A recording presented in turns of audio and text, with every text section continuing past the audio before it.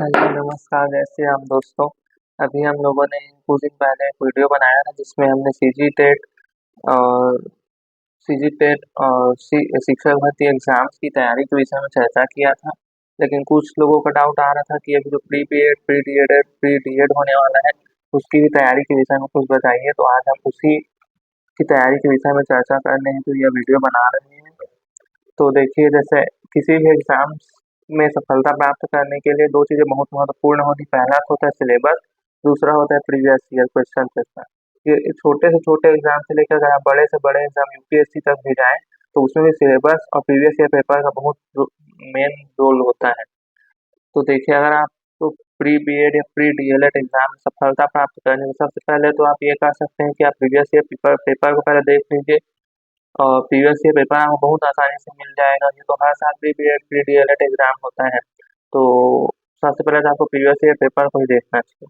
तो इसके लिए आप कोई भी आंसर खरीद सकते हैं। यूट्यूब में भी कई लोग ऐसे हैं जो लोग डालते हैं। उसके बाद फिर आप सिलेबस को सबसे पहले तो प्रिंट आउट निकाल के अपने जहाँ पे पढ़ते हैं वहाँ पे दीवार में चिपका लीजिए।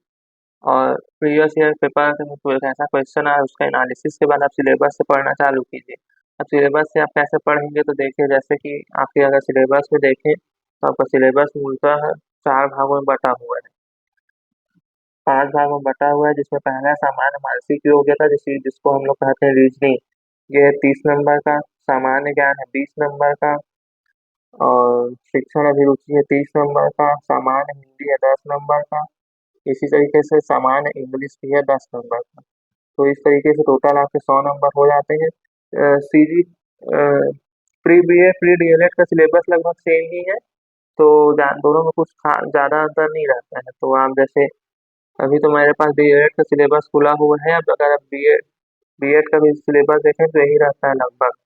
तो देखिए, जैसे कि रीजनिंग है 30 नंबर, तो आपको अगर रीजनिंग को पढ़ना है तो आप देखिए, जैसे यहाँ पहला टॉपिक लिखा हुआ है तर्क करना और दूसरा सा लिखा है संबंध देखना। तो आप इसको टॉपिक वाइज ही आप पढ़िए। जैसे कि मान लो यहाँ पे पहला लिखा है तर्क करना, तो आप सबसे पहले यूट्यूब में सर्च कर लीजिए तर्क करना टॉपिक। उसके बाद फिर यूट्यूब से पढ़ सकते हैं। अगर आपके पास कोई रीजनिंग का बुक है तो आप रीजनिंग से बुक से भी टॉपिक मिला के ही पढ़ें। और इसके अलावा मार्केट में कई भी ऐसे भी पब्लिकेशंस होते हैं जो लोग सब विषय का कंबाइंड बुक निकालते हैं। तो मैं तो ऐसे बुक को प्रिफर करने की सलाह नहीं दूंगा। लेकिन जैसे कि अगर आप प्रीवियस ईयर पेपर देख लिए उसके बाद आप जो पब्लिकेशंस के बुक आ रहे हैं उनके क्वेश्चन को देखिए कि क्या उनके जो क्वेश्चंस हैं वो प्रीवियस ईयर क्वेश्चंस के लेवल के हैं। अगर आपको लगता है कि आप उस लेवल के क्वेश्चंस उसमें हैं और आप उन क्वेश्चंस को पढ़ के एग्जाम में सफलता प्राप्त कर सकते हैं तो आप बिल्कुल उन बुक को प्रेफ़र कर सकते हैं। लेकिन अगर आपको ऐसा लगता है कि जो प्रीवियस ईयर क्वेश्चन आ रहे हैं और जो पब्लिकेशंस के जो बुक हैं उनमें जो क्वेश्चन दिए हुए हैं दोनों में विभिन्नताएँ हैं। तो आपको फिर हर सब्जेक्ट का अलग-अलग पुस्तक लेके उसको तैयारी करनी चाहिए। और आपके पास अभी 2 महीने टाइम है तो आप ऐसा कर सकते हैं। अगर आपको एग्ज़ाम में अच्छा से अच्छा स्कोर करना है तो आपको तो यही करना चाहिए। तो देखिए, रीजनिंग के लिए तो वही हो गया कि आप टॉपिक को सर्च कर के पढ़ते जाएँ। उसके बाद फिर है सामान्य ज्ञान। देखिए, रीजनिंग है 30 नंबर का, तो आप भी इतना कम से कम टारगेट बना के चलें कि 30 में से कम आपको 25 से 28 नंबर तो रीजनिंग में आ जाए। क्योंकि रीजनिंग जो है वो स्कोरिंग सब्जेक्ट है। अगर आप यहाँ पे स्कोर नहीं कर पाएँगे तो आप फिर पीछे में भी आपका फिर नंबर कम हो जाएगा। क्योंकि सामान्य ज्ञान देखिए आप 20 नंबर का है और इसमें क्या-क्या है, भारतीय इतिहास, नागरिक शास्त्र, अर्थशास्त्र, भूगोल, सामान्य विज्ञान, खेल और शिक्षा, योग शिक्षा, मूल्य शिक्षा, इतने कितने 6 भाग में बटा हुआ है जो सामान्य ज्ञान है। और आयल कितने नंबर का, 20 नंबर का। और रीजनिंग कितने नंबर का आएगा, 30 नंबर का। तो सबसे पहले तो आपको ये इंश्योर कर लें कि रीजनिंग में कम से कम 30 में से 25 से 28 आ जाए। उसके बाद आप सामान्य ज्ञान को देख सकते हैं। तो सामान्य ज्ञान है 20 नंबर का, तो आपके पास 2 महीना टाइम और सामान्य ज्ञान में तो इतना सारा सब्जेक्ट है। तो इसके लिए आप उस जो पब्लिकेशन का बुक आया है उसको प्रेफ़र कर सकते हैं, क्योंकि वो कम समय में बहुत कुछ उसमें से आप पढ़ सकते हैं। तो कम से कम अगर आप अलग-अलग भी बुक से नहीं पढ़ सकते तो कम से कम पब्लिकेशंस का बुक आता है उसमें का सामान्य ज्ञान कम से कम आप पढ़ के जाएँ। इसके बाद है शिक्षण अभिरुचि भी यहाँ पे आ गया है 30 नंबर का। तो ये जो रीज़निंग है और शिक्षण अभिरुचि जो है, तो इसमें तो आप कोशिश करें कि 60 में से कम आप इसमें 50 से 55 नंबर ले आएँ। उसके बाद अगर आप इधर मान लो आपका इधर सामान्य ज्ञान में कम भी हो जाता है तो उसका नंबर इसमें कवर हो जाएगा। तो शिक्षण अभिरुचि में भी आप ऐसे ही कर सकते हैं कि टॉपिक सर्च कर करके पढ़ सकते हैं। इसके अलावा अगर आप यूट्यूब से भी पढ़ना चाहें तो यूट्यूब में बहुत सारे ऐसे टीचर्स हैं जो शिक्षण अभिरुचि को पढ़ा रहे हैं, जैसे कि सचिन सर, हिमांशी मैम या गुरुजी वर्ल्ड एग्जाम स्टडी। आप इनमें से किसी से भी शिक्षण अभिरुचि पढ़ सकते हैं।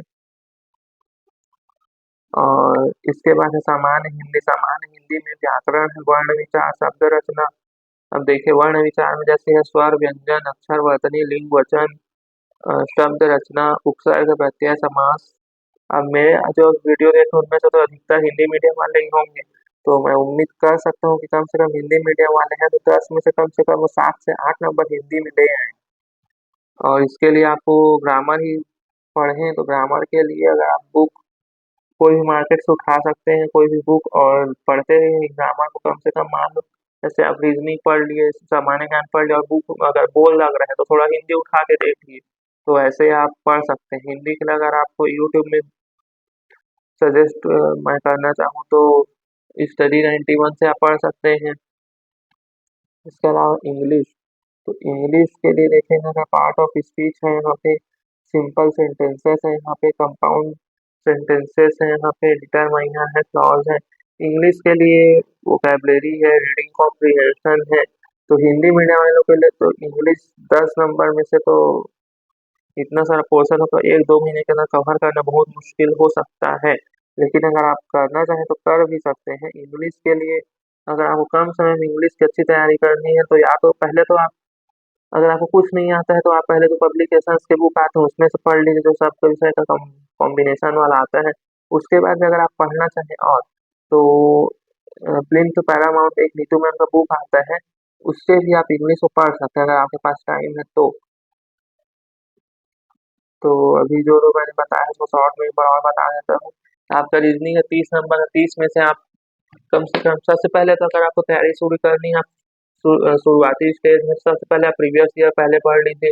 प्रीवियस ईयर के बाद आप सिलेबस की स्टडी कर लीजिए एक बार, फिर सिलेबस से टॉपिक को यूट्यूब में सर्च कर करके या कोई स्पेसिफिक बुक खरीद के पढ़ सकते हैं।